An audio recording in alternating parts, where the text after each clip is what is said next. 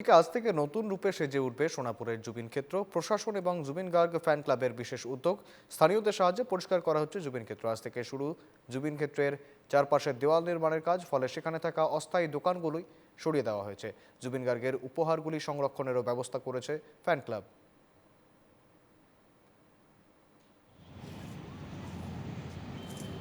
আজিৰে পৰা নতুন ৰূপত অনুৰাগীয়ে দেখিবলৈ পাব সোণাপুৰৰ জুবিন ক্ষেত্ৰত।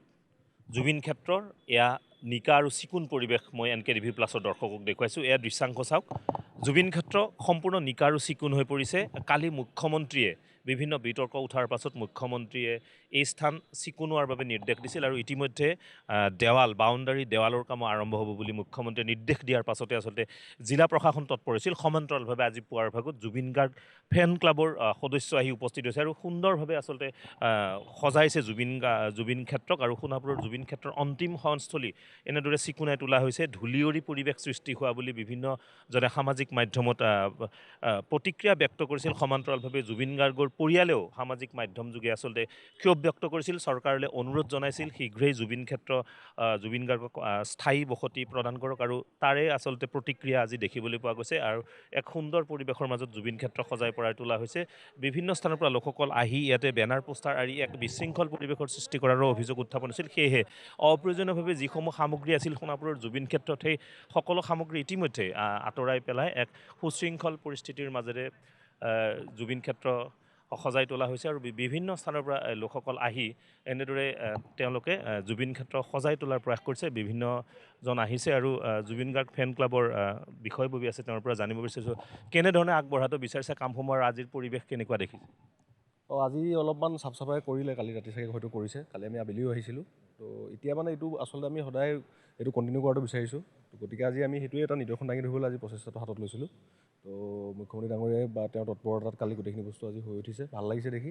আচলতে এইটো কণ্টিনিউ হ'ব লাগে, ধূলিময় পৰিৱেশটো হ'ব নালাগে, যিটো লৈ অভিযোগ উঠিছিলে আচলতে, বা চাফ চাফাইটো যাতে নিয়মিতভাৱে হয়, সেইটো কাৰণে আমি আচলতে আহ্বান জনাইছোঁ। আৰু আমি আজি এটা আলোচনাত মিলিত হ'ম। ইয়াৰে যি সমজিলা আয়ুক্ত আছে বা তেওঁলোকৰ বিষয়ববীয়াসকল আছে, যিসকলৰ কৰ্তৃত্বত ইয়াত গোটেইবিলাক চোৱা চিতা কৰি আছে, কমিটি বুলিয়ে কৈছোঁ, তেওঁলোকে আছে, তেওঁলোকৰ লগতো কালি আমি কথা বতৰা হৈছে। আজি আমি আলোচনাত মিলিত হ'ম।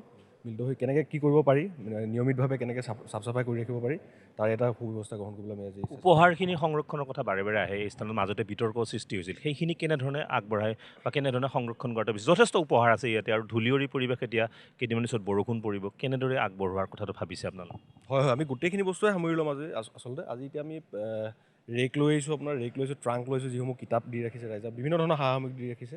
সেইখিনি আমি আচলতে যেতিয়ালৈকে পাৰ্মানেণ্ট যেতিয়ালৈকে আমাৰ মিউজিয়ামটো নহয়, তেতিয়ালৈকে আমি কেনেকৈ বস্তুখিনি খুব ধুনীয়াকৈ ৰাখিব পাৰোঁ, তাৰ কাৰণে আমি এটা চেষ্টা চলাম। আজি সেইখিনি বস্তুৰ বিষয়তে আমি গোটেইখিনি আজি আলোচনা কৰা হ'ব। বাউণ্ডাৰী ৱালৰ কামো ইতিমধ্যে আৰম্ভ হ'ব বুলি জনাইছে। কালিতো জনাইছে মুখ্যমন্ত্ৰী ডাঙৰীয়াই, কালি জনাইছে, শুনি যথেষ্ট ভাল লাগিছে। খালি এইটো সোনকালে আমি বিচাৰিছোঁ, যিমান পাৰে সোনকালে যদি হয়, তেতিয়া আচলতে এটা সুপৰিকল্পিত ব্যৱস্থা হ'ব বুলি আমি আশা ৰাখিছোঁ। ৰাইজলৈ কি আহ্বান জনাব? বিভিন্ন সময়ত বিভিন্ন বেনাৰ পোষ্টাৰ য'ত ত'ত যেনেকৈ তেনেকৈ আৰি আচলতে এক বিশৃংখল পৰিৱেশৰ সৃষ্টি কৰে। আমিও সাংবাদিক হিচাপে এই কথাখিনি প্ৰত্যক্ষ কৰিছোঁ। ৰাইজলৈ কিবা বিশেষ আহ্বান থাকিব নেকি আপোনালোকৰ ফালৰ পৰা?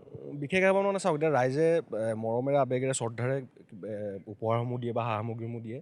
তো সেইবোৰসমূহ দিওঁতে আচলতে সাৱধান হ'ব লাগে। কোনোবাই যদি কিবা কেৰি বেগত কিবা এটা সামগ্ৰী লৈ আহিছে, সেই সামগ্ৰীটো আচলতে সুন্দৰকৈ আজি সামগ্ৰীটো ইয়াত দিয়াৰ পিছত সেই কেৰি বেগটো যাতে আমি যি ডাষ্টবিনৰ ব্যৱস্থা কৰা আছে, ডাষ্টবিনত যাতে ৰাখে, তেনেকুৱা ধৰণৰ অকণমান ৰাইজো সতৰ্ক হ'ব লাগে, নিজে সচেতন হ'লে হ'ল। আৰু সকলোৱে লগ লাগি পেলাই আমি জুবিন ক্ষেত্ৰখন ধুনীয়াকৈ নিয়াৰিকৈ ৰাখিব লাগিব। হয়, নিশ্চয়কৈ। আৰু এই প্ৰতিগৰাকী আচলতে ব্যক্তিৰ আহ্বান, জুবিন গাৰ্গ ফেন ক্লাবৰ আহ্বান যে সুন্দৰকৈ নিয়াৰিকৈ থাকক প্ৰাণৰ শিল্পীগৰাকী। আৰু প্ৰাণৰ শিল্পীগৰাকীক বুকুৰ মাজত যেন প্ৰতিগৰাকী ব্যক্তি আহি, অনুৰাগী আহি এই স্থানত অনুভৱ কৰিব পাৰে, ওচৰৰ পৰা পাব পাৰে, সেইবাবে জুবিন ক্ষেত্ৰ সুন্দৰ ৰূপত সজাই পৰাই তোলাৰ প্ৰয়াস কৰা হৈছে। আৰু মুখ্যমন্ত্ৰীয়ে কালি এক বিশেষ ঘোষণা কৰাৰ পাছতে আচলতে তৎপৰ হৈছে ডিমৰীয়া সমজিলা প্ৰশাসন।